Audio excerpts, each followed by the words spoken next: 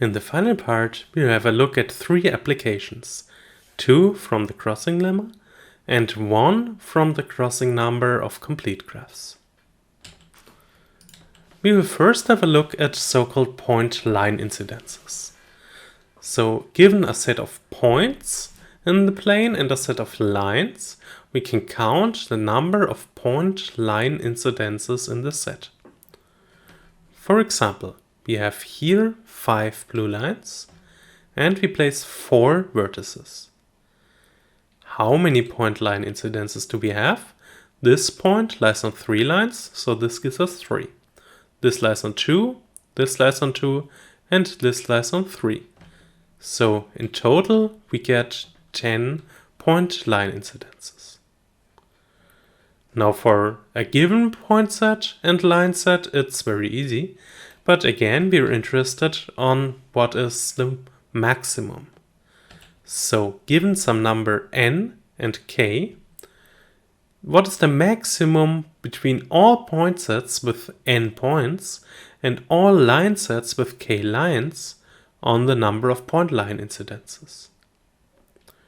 For example, if n equals 4 and k equals 4, then we can get a drawing like this. Here we have 3 incidences. But this is obviously not the optimum. What is the largest number of point line incidences you can find for 4 points and 4 lines? We can get 8 incidences if we draw it like this. Now every point lies on the intersection of 2 lines. But we can do even better. If we draw it like this, then one of those points we can place on the intersection of 3 lines. And actually 9 is also the answer here. For this, the following upper bound is known. We will prove something similar to this, but we don't care about the constants to make the proof easier, and we will just prove that this is asymptotically true. So, if we look at this drawing here, this induces a graph. If we interpret every point as a vertex, and we get an edge between 2 vertices if they are consecutive on the common line, then we get this graph here. And this is clearly a simple graph, cannot be a multigraph because 2 vertices cannot share 2 lines. Now the number of vertices in this graph is obviously n. What about the number of crossings? Well, the number of crossings can be at most k squared because there are at most k lines. If you look at a single line, here we have 2 points on it and it gives us 1 edge. If I add more points, for example another one here, then I would have 3 points and 2 edges. So for a single line, the number of points in it is exactly the number of edges here plus 1. So if we sum up the number of edges here, which is our m, then we get exactly the number I of nk minus k because we have to remove 1 for every line. And now we will apply the crossing lemma. We will use this formula and we will solve it by m and plug it in here. So we have to take both sides to the 3 and then we have to put this term to the left. So we get this stuff here. And on the other hand, on the right side, we know that it's at most k squared, so we can put at most k squared here. And now on both sides we just do the third root, and we rearrange it, and then we get exactly this formula for some different c. But recall that this crossing lemma only works if we have at least 4 n edges. On the other hand, if we have fewer than 4 n edges, then from this it follows that the number of point line incidences is at most 4n plus k, so it also falls into this formula. The second application, we look at unit distances, again of a point set. So for a set of points, we define the number of pairs in the point set at unit distance, and for a number n, u of n is the maximum number of pairs of points at unit distance between all possible point sets.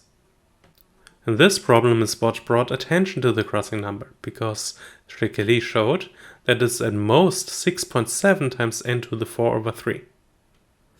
We will now again prove that there is some constant here, not the exact constant. So let's assume we have some points at here, and I will connect all pairs of points that have unit distance.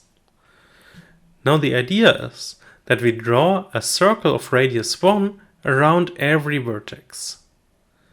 Now for each of these black edges that we have here, the vertices lie on the circle around the other vertex. So this one lies on the circle around this, and this one lies on the circle around this. On some of those circles, we have more than one point. And then we connect them by an arc. If there is more than one choice, like here, or like those, then we just pick one of those. This gives us the graph G. That's only the blue edges. Now, how many edges do we have here? If we look at this point, there are 4 points within unit distance. Now we look at the circle around it, there are 4 edges. If we look at this point, there are 2 points on its circle, but we have none of the edges. That's bad. We removed it because we already had the other one. But if we look at these 2 points, how many potential arcs are there? In this example, we have 2 on this circle, here, and we have 2 on this circle, here and here. And in fact, if we take any 2 points, there are only 2 unit circles that have both the points on its boundary. So there are at most 4 possible arcs that we can choose. So for every edge, we only remove a constant number of those arcs. So the number of pairs at unit distance is at most some constant times the number of edges here. What about the number of crossings? That's at most 2 times n squared. That's because we have n unit circles. Every crossing is between 2 unit circles, and 2 circles can cross at most twice. So we have at most this many. And now we can use the same as in application 1. We will take the crossing lemma, we will take this to the 3 so we can plug the stuff in, and now if we move the n to the 2 to this side, we have n to the 4, we take the third root, we have n to the 4 divided by 3. In the third application, we want to count what is the maximum number of crossings that we can have in a matching. So if we're given a set of n points, what is the maximum number of crossings we can have in any matching of this point set? In this example, I think that this is the maximum number, where we get 6 crossings. Now the idea is the following. This point set spans a straight line drawing of the complete graph Kn, if we just add a segment between every pair of vertices. So this is basically a straight line drawing of the Kn. Now we want to analyze the number of crossings in a random matching in this drawing. First, the number of crossings in total we have is, of course, at least the rectilinear crossing number of the complete graph. The number of edges we have is n choose 2. So the number of potential crossings, that's if all pairs of edges cross, is n choose 2, because we pick 2 edges. And this is about 3 times n choose 4. Now if you pick 2 random edges, what is the probability that they cross? Well, we have that many potential crossings, we have that many actual crossings. Well, it is the number of crossings we have divided by the number of potential crossings.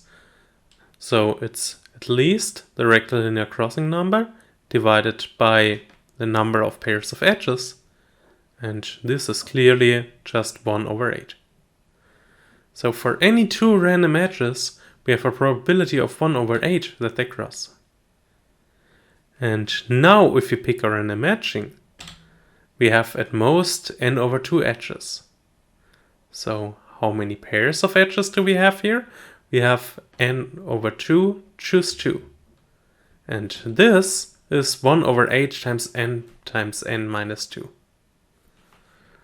So how many crossings do we have here? If we carefully apply the linearity of expectations, then for each pair of those, we can use the probability.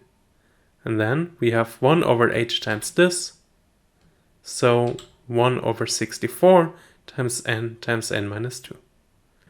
Note that here you have to be a bit careful because the events are not completely independent, but it still works out. So now we roughly have 1 over 64 times n squared minus something. That's everything for today. Thank you for watching.